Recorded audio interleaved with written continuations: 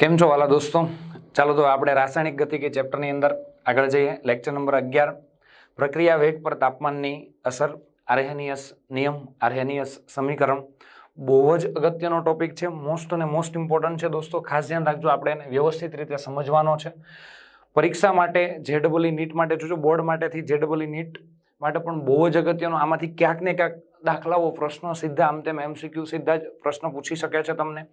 કારણ કે આ જે પ્રશ્ન એવો છે, કારણ કે આ જે છે પ્રક્રિયાના વેગ પર આધાર રાખે છે. મેઇન વસ્તુ કઈ છે કે પ્રક્રિયાનો વેગ જે છે એ કઈ રીતે આધાર રાખે છે. આપણે વાત કરી હતી કે વેગ અચળાંક કે છે ને એ તાપમાન પર આધાર રાખે છે. પણ કઈ રીતે તાપમાન પર આધાર રાખે? તાપમાન વધે તો પ્રક્રિયાનો વેગ જે છે એ કઈ રીતે વધશે, તો એની વાત આર્હેનિયસ નામના વૈજ્ઞાનિકે સમીકરણ સાથે કીધી. તો એ આપણે જોવાનું. ચલો, આર્હેનિયસ નામના પ્રક્રિયા વેગ પર તાપમાનની અસર, આર્હેનિયસ સમીકરણ આપણે જોવાનું છે. તો તાપમાન વધે તો પ્રક્રિયાનો વેગ વધે છે, આ તમને ખબર છે. પણ કઈ રીતે વધશે, કેટલો વધશે, તાપમાન કેટલું વધારશું તો વેગ કેટલો વધશે, એનું મસ્ત આખું સમીકરણ આપ્યું અને તારવણી કરી. બરાબર? હા, તારવણી આપણે નથી જોવાની, પણ સમીકરણના આધારે દાખલાઓ જે છે, MCQ જે છે એ બહુ જ પૂછાય છે પરીક્ષામાં JEE નીટ માટે, એટલે ખાસ તૈયાર કરવાનું છે. આર્હેનિયસ નામના વૈજ્ઞાનિકે વિવિધ પ્રક્રિયાઓના તાપમાન અને વેગનો અભ્યાસ કર્યો. ભાઈ, તાપમાન વધાર્યું તો પ્રક્રિયાનો વેગ કેટલો વધ્યો, બીજું તાપમાન વધાર્યું પાછું તો વેગ કેટલો વધ્યો છે. એવા હજારોની સંખ્યામાં પ્રયોગો કરેલા છે.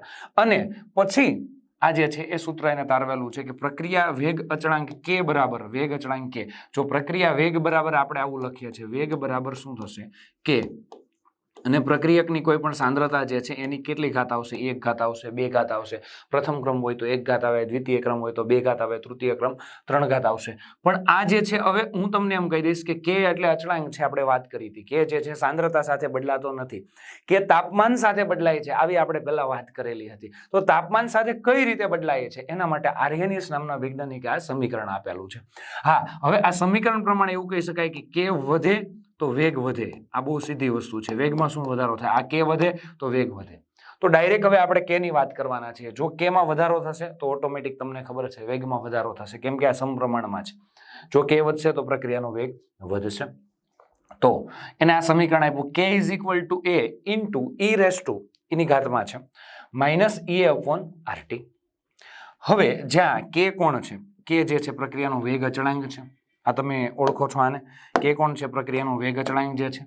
E એટલે આર્હેનિયસ અચળાંક છે. આ જે છે આર્હેનિયસ એનો અચળાંક આપેલો છે. E એટલે સક્રિયકરણ ઉર્જા જે છે. ત્યારબાદ T નિરપેક્ષ તાપમાન છે. અને R જે છે તે વાયુ અચળાંક છે. R શું છે? વાયુ અચળાંક છે. એટલે આટલી વસ્તુ દોસ્તો આપણે જોવાની છે. હવે આ સમીકરણ જે છે એનું આપણે સાદું રૂપ થોડું આપવાનું છે અને એના ઉપરથી આપણે ચેક કરવાનું છે કે પ્રક્રિયાનો વેગ ક્યારે વધશે, ક્યારે ઘટશે, સક્રિયકરણ ઉર્જા અને તાપમાન સાથે કઈ રીતે સંબંધ ધરાવે છે તેની વાત કરીએ. ચાલો, તો આને આપણે ln માં આપણે લઈએ છીએ. ln K is equal two શું થશે? ln A minus EA upon શું થશે? RT. આ રીતે થશે. તો હવે આને લોગમાં ફેરવવું હોય તો અહીંયા આપણે લોગમાં કન્વર્ટ કરી નાખીએ. ln બરાબર 2.303 log K. અહીંયા 2.303 log એ આપણે લખી દઈએ છીએ.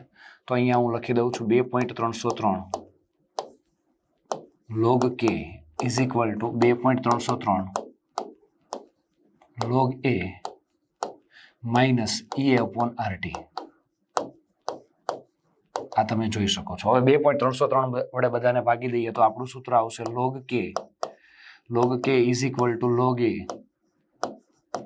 Minus EA upon 2.303 RT.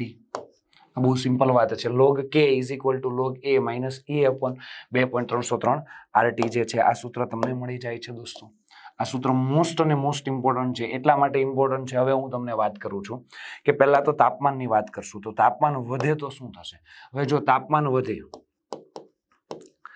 તાપમાન T વધે, જો તાપમાન વધશે દોસ્તો, બહુ મોસ્ટ ઇમ્પોર્ટન્ટ વાત છે. તાપમાન વધે તો તમને ખબર છે આ આખું મૂલ્ય છે એ ઘટે અને આ માઇનસમાં જ, એટલે આખું મૂલ્ય ઘટશે એટલે K શું થશે? વધશે.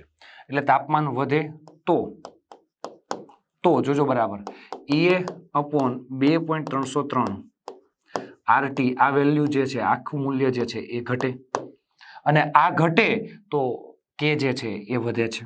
અહીંયાથી હું લખી દઉં K જે છે K વધે.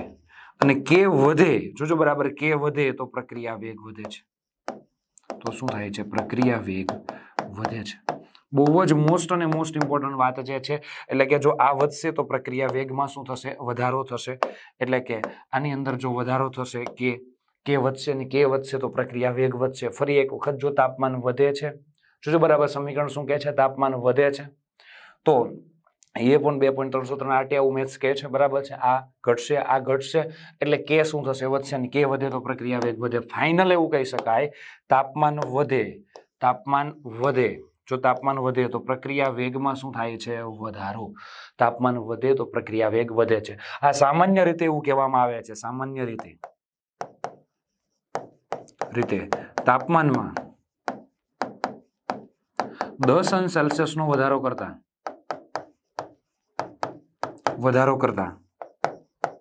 પ્રક્રિયા વેગ બમણો થાય છે.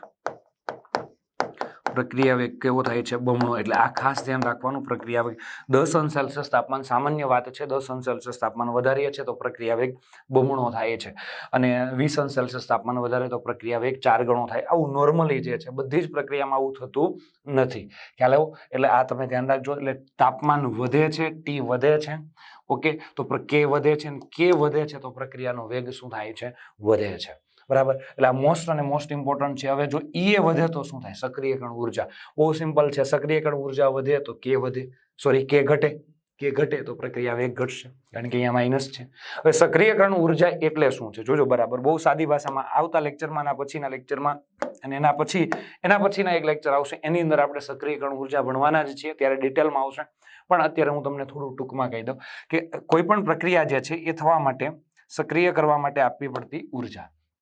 ધારી લો કે કોઈ A + B છે, એને સક્રિય કરવા, એમાંથી નિપજ બનાવવી છે, બરાબર છે. A + B માંથી નિપજ બનાવવી છે, તો એને સક્રિય થવા માટે, એને અથડાવવા માટે જે ઉર્જા આપવી પડે, એને સક્રિય કરવા માટે આપવી પડતી ઉર્જા. ધારી લો કે કોઈ પણ પદાર્થ જે છે એને A અને B છે, એને તમે આટલી ઉર્જા આપો છો તો જ નિપજ બને છે. આટલી ઉર્જા. આ પ્રક્રિયકમાંથી નિપજ, આ પ્રક્રિયક છે, બરાબર છે, અને આ શું છે? નિપજ. એટલે કે પ્રક્રિયકની જે ઉર્જા જે છે તે અને એમની વચ્ચેનો જે ડિફરન્ટ જે છે એને સક્રિયકરણ ઉર્જા કહીશું. આને, આ જે છે ને સક્રિયકરણ ઉર્જા, આ E જે છે અને સક્રિયકરણ ઉર્જા કહીશું, ઉર્જા. હવે જોજો બરાબર, ખાસ ધ્યાન રાખજો. તાપમાન જે છે, હવે તાપમાન વધશે ને તો સક્રિયકરણ ઉર્જા ઘટશે. એટલે સક્રિય કરવા માટે આટલી ઉર્જા આપવી પડતી. જો આટલી ઉર્જા આપવી પડતી. ધારી લો કે આ ઉર્જાનું મૂલ્ય 50 કિલોજૂલ મૂલ્ય છે. કેટલું છે? 50 કિલોજૂલ પ્રતિ મોલ છે. આ બધા માટે આટલું હોતું નથી, સમજાવવા માટે કહું છું, આ મૂલ્ય આટલું છે. પણ તમે તાપમાન વધારો ને તો સક્રિય કરવા માટે ઉર્જા એટલી નહીં આપવી પડે. ફટાફટ અથડાઈને નિપજ આપી દેશે, કેમ કે તાપમાન વધાર્યું ને આપણે. એટલે સક્રિયકરણ ઉર્જા જો તાપમાન વધારીએ, જોજો બરાબર, તો સક્રિયકરણ ઉર્જા ઘટે છે. જોજો બરાબર, સક્રિયકરણ ઉર્જા શું થાય છે? ઘટે છે. અને ધારી લો કે તાપમાન વધાર્યું આપણે, તો એક નવો આલેખ આપણને મળે છે, તો એક બીજો આલેખ આ રીતના મળી જાય છે. એટલે કે આટલી સક્રિયકરણ ઉર્જાની જરૂર પડે છે. એને હું E ડેશ કહી દઉં છું, બરાબર છે. એટલે જો સક્રિયકરણ ઉર્જા ઘટી જાય તો પ્રક્રિયા વેગ વધે છે. જોજો બરાબર, સક્રિયકરણ ઉર્જા કેમ કે પહેલા A અને B ને અણુને સક્રિય થવા માટે આટલી ઉર્જા આપો તો નિપજ બનતી હતી. આટલી ઉર્જા આપી અહીંયા સુધીની તો પણ નિપજ નહીં બને. જોજો, ખાસ ધ્યાન રાખજો. એટલે સક્રિયકરણ ઉર્જા આટલી હતી. પણ હવે જો એની સક્રિયકરણ ઉર્જા ઘટી ગઈ, એટલે બેને અથડાવવા માટે, એને સક્રિય કરવા માટે જે ઉર્જા આપવી પડે છે એ ઉર્જા આટલી જ છે. એટલે કે આટલી ઉર્જા આપો તો નિપજ મળી જાય છે. એટલે સક્રિય કરવા માટે થોડીક જ ઉર્જા આપવી પડે છે. તો સક્રિયકરણ ઉર્જા ઘટી તો આ જે છે, પહેલા જે છે આટલી ઉર્જા આપો તો જ નિપજ મળતી હતી. આટલી, કારણ કે સક્રિયકરણ ઉર્જા વધારે હતી. પણ જો સક્રિયકરણ ઉર્જા ઘટી જાય તો આટલી જ ઉર્જા આપો એટલે તરત શું બની જાય? નિપજ. એટલે સક્રિયકરણ ઉર્જા જો વધારે હોય તો નિપજ જલ્દી મળે નહીં. સક્રિયકરણ ઉર્જા ઓછી હોય તો નિપજ જલ્દી મળી જાય, ફટાફટ મળી જાય છે. એટલે ખાસ ધ્યાન રાખજો. તમને ઘણી વખત એમ થાય સક્રિયકરણ ઉર્જા તો વધારે જ હોવી જોઈએ, પણ નહીં. ખરેખર જે છે આ રીતના છે. સક્રિય કરવા માટે આપવી પડતી ઉર્જા જો આટલી વધારે છે તો નિપજ જલ્દી નહીં મળે. સક્રિયકરણ ઉર્જા ઓછી છે તો નિપજ ફટાફટ મળી જશે. એટલે ખાસ ધ્યાન દેજો, જેની સક્રિયકરણ ઉર્જા ઓછી તેમાં નિપજ વધુ મળે. અને સમીકરણ પણ એવું જ કહે છે. જુઓ તમે, જેની સક્રિયકરણ ઉર્જા ઓછી તે નિપજ કેવી મળે? વધારે. એટલે જેની સક્રિયકરણ ઉર્જા ઓછી, સક્રિયકરણ ઉર્જા જેમ ઓછી જેમ ઓછી, સક્રિયકરણ ઉર્જા જેમ ઓછી તેમ વેગ અચળાંક કે નું મૂલ્ય વધુ. આ મૂલ્ય તમે સમીકરણ પરથી જ કહી શકો છો. આ મૂલ્ય જેમ ઓછું તેમ કે નું મૂલ્ય કેવું થશે? વધુ. અને કે નું મૂલ્ય જેમ વધુ તેમ પ્રક્રિયા વેગ વધારે, તેમ પ્રક્રિયા વેગ કેવો થશે? વધુ થશે. જેમ કે નું મૂલ્ય જોજો બરાબર, જેમ કે નું મૂલ્ય વધુ તેમ પ્રક્રિયા વેગ વધુ. આમ સક્રિયકરણ ઉર્જા જેની ઓછી તેનું પ્રક્રિયાનો વેગ કેવો થશે? વધારે. એટલે તાપમાન વધુ, જોજો બરાબર, તાપમાન જેમ વધે તેમ પ્રક્રિયા વેગ શું થાય છે? વધે છે. પણ સક્રિયકરણ ઉર્જા જેમ ઓછી તેમ પ્રક્રિયાનો વેગ વધુ થાય છે. એટલે આ આર્યનીયસે સમીકરણ આપ્યું, એના પરથી આ ઇન્ફોર્મેશન મેળવી છે. આ કોન્સેપ્ટ ખાલી સમીકરણ યાદ નથી રાખવાનું દોસ્તો, આવી રીતે સમજવાનું છે. હા, આ બધી વસ્તુ તમે એક વખત બોર્ડમાં ભણી જ ગયા હશો, પણ ફરી વખત એટલા માટે જે છે કારણ કે આ મોસ્ટ ઇમ્પોર્ટન્ટ છે.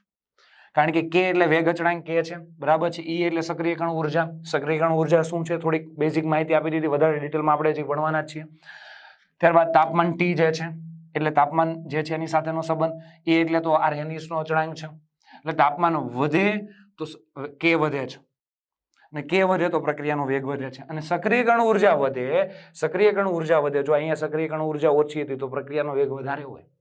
સક્રિયકરણ ઉર્જા વધે તો પ્રક્રિયાનો વેગ ઘટે છે, કેમ કે ઘટે એટલે વેગ ઘટે. એટલે આ મોસ્ટ અને મોસ્ટ ઇમ્પોર્ટન્ટ વાત છે, ખાસ અને ખાસ યાદ રાખજો. હવે આ સૂત્ર જે છે દોસ્તો, એના પરથી આપણે એક મસ્ત આલેખ ડ્રો કરવાનો છે. એ આપણે આલેખ ડ્રો કરીએ. ચાલો, પહેલા સૂત્ર જે છે એ હું અહીંયા લખી દઉં. ચાલો, log k is equal two log a minus ea upon 2.303 r અને t. ચાલો, આ સમીકરણ કોના જેવું છે? y is equal two mx plus c જેવું છે. y ઇઝ ઇક્વલ ટુ અહીંયા mx અને પ્લસ c જેવું છે. ચાલો, કોના વિરુદ્ધ કોનો આલેખ આપણે ડ્રો કરશું? log k વિરુદ્ધ 1/t નો આલેખ ડ્રો કરશું. એટલે અહીંયા જો log k વિરુદ્ધ કોનો આલેખ છે? 1/t નો આલેખ ડ્રો કરેલો છે. તો એ આલેખ પરથી ઢાળ કેટલો મળશે? માઇનસ ea અપોન 2.303 r એટલો હોવો જોઈએ. ચેક કરી લઈએ. ઢાળ બરાબર કેટલો છે? માઇનસ ea અપોન 2.303 r છે કે નહીં? બરાબર. અને આંતરછેદનું મૂલ્ય કોના જેટલું હશે? log a. તો આંતરછેદનું મૂલ્ય કોના જેટલું હશે? log a. થઈ ગયું કે નહીં? આવી જ રીતે આની પહેલાનું આપણે એક સૂત્ર તારવેલું હતું અહીંયા, ln k is equal two ln a minus e upon rt. આનો પણ તમે આલેખ ડ્રો કરી શકો છો દોસ્તો. અહીંયા ln k વિરુદ્ધ 1/t, બરાબર છે. આ 1/t ln k વિરુદ્ધ શું આવશે? 1/t. ઢાળ માઇનસ e અપોન r આવશે. ઢાળ જે છે ઋણ મળશે, અને આ ઢાળની વેલ્યુ કેટલી આવશે? ઢાળ બરાબર માઇનસ ea અપોન r આવશે. જો તમે ln k વિરુદ્ધ 1/t નો આલેખ ડ્રો કર્યો હતો, અહીંયા લોગ નથી લીધો, ln લીધો છે, તો આ ખાસ ધ્યાન રાખજો. અહીંયા ઘણી વખત સ્ટુડન્ટ મિસ્ટેક કરી નાખે છે. ઢાળ તમને આંતરછેદ કોના જેટલો મળશે? ln a જેટલો મળશે. કોના જેટલો? ln a જેટલો મળશે. એટલે આનો પણ આલેખ તમે ડ્રો કરી શકો છો દોસ્તો. એટલે આ પણ તમે ખાસ અને વ્યવસ્થિત મસ્ત રીતે યાદ રાખજો. અહીંયા આપણે log k વિરુદ્ધ 1/t નો આલેખ ડ્રો કરેલો છે. 1/t નો તો ઢાળ કેવો મળે છે? ઋણ માઇનસ e અપોન 2.303 r અને log a જેટલો આ ઢાળ મળે છે. એટલે કોઈ પણ રીતે તમને પરીક્ષામાં પ્રશ્ન પૂછી શકે કયો ઢાળ છે, કયું સાચું છે, કયું ખોટું છે. ઓકે, ચાલો. હવે સમીકરણ 2 માં એટલે કે આનું r નું મૂલ્ય કિલો કેલરીની અંદર, જો અહીંયા તમે r ની વેલ્યુ જે છે કિલો કેલરીમાં તમે મૂકશો, આ r ની વેલ્યુ દોસ્તો જોજો બરાબર, r ની વેલ્યુ તમે કિલો કેલરીમાં મૂકશો, કિલો કેલરીમાં મૂકશો તો e ની વેલ્યુ પણ કિલો કેલરીમાં જ મળશે. અને r ની વેલ્યુ તમે જૂલમાં મૂકશો તો આ જૂલમાં મળશે. આ કિલો જૂલમાં મૂકશો તો આ કિલો જૂલમાં મળશે. એટલે r ની વેલ્યુ તમે જેમાં મૂકશો તેમાં તમારે એ મળશે, સક્રિયકરણ ઉર્જા. એટલે સક્રિયકરણ ઉર્જા જો તમારે કિલો જૂલમાં જોતી હોય તો r ની વેલ્યુ કિલો જૂલમાં મૂકવાની છે. આ તમારે કિલો કેલરીમાં જોતી હોય તો r ની વેલ્યુ કિલો કેલરીમાં મૂકવાની છે. એ પ્રમાણે મૂકવાની રહેશે. અને e નું મૂલ્ય પણ કિલો કેલરીમાં અને કિલો જૂલમાં મળશે. એટલે જે r ની વેલ્યુ મૂકશો એ પ્રમાણે તમને e ની વેલ્યુ મળશે. આટલી વસ્તુ તમારે જોવાની છે. આકૃતિ પરથી log a નું મૂલ્ય મળશે, એટલે કે log a જે છે આ તમને મળશે, અને log a જે છે જેના પરથી આર્હેનિયસ અચળાંક એ મળશે, એટલે log a મળી જાય અને એન્ટી લોગ લઈ લો તમે એટલે તમને શું મળી જશે? એ મળી જશે. એટલે આટલી વસ્તુ તમે યાદ રાખી શકો છો અને એનું મૂલ્ય મેળવી શકાય. એટલે આરએનએસ અચળાંકનું મૂલ્ય એટલે બે વસ્તુ તમારી પાસે હોવી જોઈએ, એટલે કે 1/t એટલે કે તાપમાન હોવું જોઈએ, જુદું જુદું તાપમાન જે છે 1/t ની વેલ્યુ લઈ લેવાની છે અને log k લઈ લેવાનો છે. ઓકે, હવે એક નાની એમથી વાત આપણે જોઈ લઈએ. આ આલેખ તમે જોઈ શકો છો. આપણે હમણાં જ વાત કરી જેમ તાપમાન વધે છે, જેમ તાપમાન વધે છે તેમ પ્રક્રિયાનો વેગ વધે છે. હવે ધારી લો કે અહીંયા એક પાત્ર છે, આ પાત્ર છે, અહીંયા ટી તાપમાને રાખેલું છે. ટી તાપમાને એક પાત્ર રાખેલું છે. આ પાત્રની અંદર ઘણા બધા અણુઓ છે. એ અણુઓ જે છે એકબીજા સાથે અથડાય છે અને નિપજ આપે છે. એવા ઘણા હજારોની સંખ્યામાં જે છે આની અંદર અણુઓ રહેલા છે, ટી તાપમાને છે, એકબીજા સાથે અથડાય છે. હવે બને છે એવું કે બધા જ જે અથડાય છે તે નિપજ નથી આપતા, કેમ કે અથડામણ જે છે એ જબરજસ્ત થવી જોઈએ. એ અથડામણનો સિદ્ધાંત પણ આપણે ભણવાના છીએ. આ બધી વસ્તુ ડિટેલમાં ભણવાના છીએ એક પછી એક. ખ્યાલ આવ્યો? અથડામણ જે છે એમ માની લો કે કોઈ પણ બે અણુઓ છે અથડાય છે તો નિપજ આપે છે. એ અને બી વચ્ચે અથડામણ થાય છે દોસ્તો, a + b વચ્ચે અથડામણ થઈ અને નિપજ મળે છે તમને. જોજો એક ખાસ વાત, તો a ને b આ ધારી લો કે a છે આ b છે, બે વચ્ચે અથડામણ થાય ને નિપજ મળે છે, પણ એમ ધીમે ધીમે અથડામણ થશે તો નિપજ નહીં મળે. એ અણુ જોરથી અથડાવવા જોઈએ. જ્યારે દરેક અથડામણ થાય છે એટલે અણુઓ સતત અથડાતા જ હોય છે, પણ બધી જ અથડામણ છે નિપજ નહીં બનાવે. અમુક અથડામણ જે જોરથી અથડામણ થઈ હશે, આપણી ભાષામાં એવું કહીએ જોરથી અથડામણ થઈ હશે, તે જ નિપજ બનાવશે. તો એવું કહેવાય કે જે યોગ્ય ગતિ ઉર્જા સાથે અથડાય હોય તે નિપજ આપે છે. અને કેમિસ્ટ્રીની ભાષામાં એવું કહેવાય કે યોગ્ય જેની પાસે સક્રિયકરણ ઉર્જા વધારે છે, જેની પાસે શું છે સક્રિયકરણ ઉર્જા, સક્રિય થવા માટે ઉર્જા જે વધારે છે તે જ અથડામણ સફળ અથડામણ થશે. ઉદાહરણ તરીકે આપણે અહીંયા સક્રિયકરણ ઉર્જા વાળી વાત કરી હતી. અહીંયા જેની પાસે ધારી લો કે આ ટી તાપમાને પ્રક્રિયા થાય છે, ટી તાપમાને જે આ પ્રક્રિયા થાય છે આ ટી તાપમાને છે. હવે એની સક્રિયકરણ ઉર્જા કેટલી છે? ધારી લો કે હું કહી દઉં છું 50 કિલો જૂલ જેટલી એની સક્રિયકરણ ઉર્જા છે. એટલી ઉર્જા આપશો તો જ નિપજ બનશે. પણ તમે કેટલાક અણુઓ ગતિ કરે છે પણ એની સક્રિયકરણ ઉર્જા 40 છે, એની સક્રિયકરણ ઉર્જા 40 છે, કોઈની સક્રિયકરણ ઉર્જા 30 છે, કોઈની સક્રિયકરણ ઉર્જા 20 છે. એ બધા અથડાશે તો ખરા જ, પણ નિપજ નહીં આવે, પાછા અથડાય અને પાછા પ્રક્રિયક જ રહેશે. એટલે જો એની એટલે કે સક્રિયકરણ ઉર્જા કેટલી હશે 50 કિલો જૂલ કરતા વધારે તો જ નિપજ બનશે, બાકી પ્રક્રિયક પાછા બની જશે. પ્રક્રિયકમાંથી નિપજ ક્યારે બનશે કે ઉર્જા કેટલી હોવી જોઈએ? ધારો કે આપણે એની સક્રિયકરણ ઉર્જા જેટલી અત્યારે આપણે કેટલી ધારી લીધી છે 50, પછી એની જે કંઈ પણ હોય બધા માટે અલગ અલગ, તો આ 50 કિલો જૂલ જેટલી સક્રિયકરણ ઉર્જા, એટલે સક્રિયકરણ ઉર્જા જેટલી ઉર્જા હશે તો જ નિપજ બનશે. કાંઈ એના કરતા વધારે હોવી જોઈએ, બરાબર છે? કાંઈ એના કરતા કેવી હોવી જોઈએ? વધારે, તો જ નિપજ આપશે, નહીં તો નિપજ આપશે નહીં. એટલે ખાસ ધ્યાન રાખજો, ટી તાપમાને બધા અણુની ઉર્જા છે સક્રિયકરણ ઉર્જા જેટલી નહીં હોય, કોઈકની ઓછી હશે, તો સક્રિયકરણ ઉર્જા કરતા વધુ ઉર્જાવાળા અણુ હશે તે જ નિપજમાં રૂપાંતર પામશે, બાકીના નિપજમાં રૂપાંતર પામશે નહીં. તો આપણે એ વાત કરીએ છીએ. એટલે અહીંયા ટી તાપમાને અણુઓ તો ઘણા બધા છે, પણ બધા નિપજમાં નહીં રૂપાંતર પામે. જેની ઉર્જા કેવી હશે સક્રિયકરણ ઉર્જા કરતા વધારે. ધારી લો કે એમાંથી થોડાક અણુઓ જે છે એની ઉર્જા છે સક્રિયકરણ ઉર્જા કરતા કેવી છે? વધારે છે. થોડાક અણુઓ જ એવા જે છે જેની ઉર્જા, એક જ મિનિટ,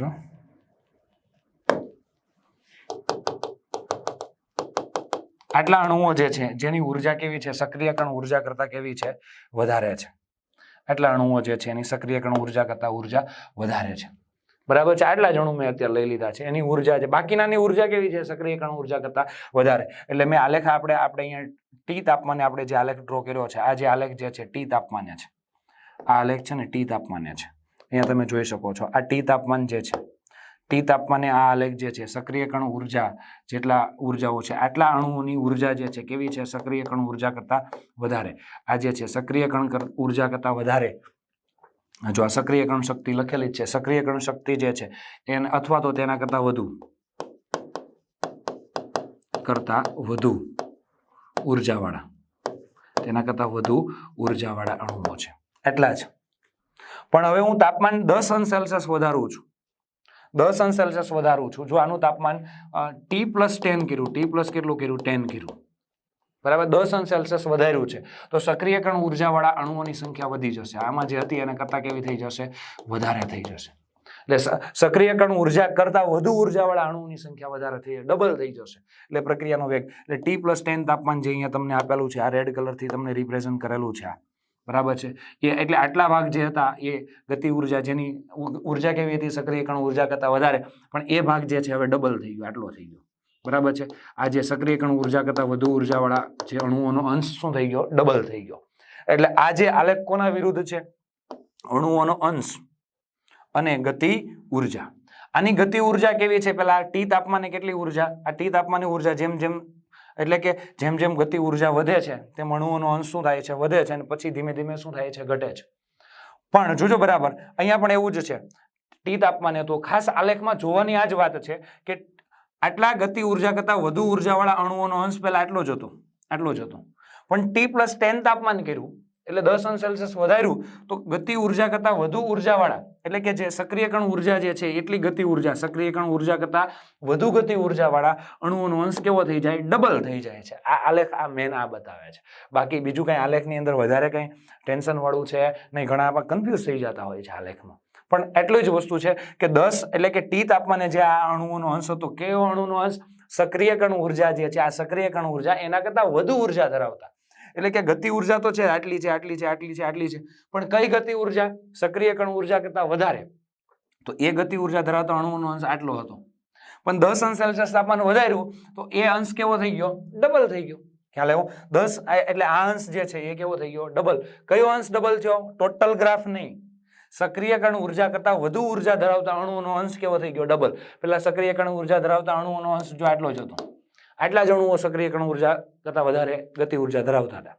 પણ તમે તાપમાન 10 અંશ સેલ્સિયસ વધાર્યું તો એ અણુઓનો અંશ કેવો થઈ ગયો, ડબલ થઈ ગયો. બસ આલેખ આ જ સમજવાનું છે, આ જ મેન વસ્તુ છે. તો આટલી વસ્તુ યાદ રાખવાનું છે. તો આપણે વાત જોઈ તાપમાન અને પ્રક્રિયા વેગ વચ્ચેનો સંબંધ, એટલે કે પ્રક્રિયા વેગ અચળાંક અને સક્રિયકરણ ઉર્જા અને પ્રક્રિયા વેગ વચ્ચેનો સંબંધ. આર્હેનીસ જે સમીકરણ આપેલું છે તેની વાત કરી. આના બધા MCQ એટલે કે આના દાખલાઓ MCQ જે છે આપણે MCQ નો લેક્ચર લઈશું, એની અંદર આપણે મસ્ત રીતે જોવાના છે, બહુ જ અગત્યના છે. એટલે ખાસ અને વ્યવસ્થિત પ્રિપેર કરજો દોસ્તો. Okay, thank you. ચાલો.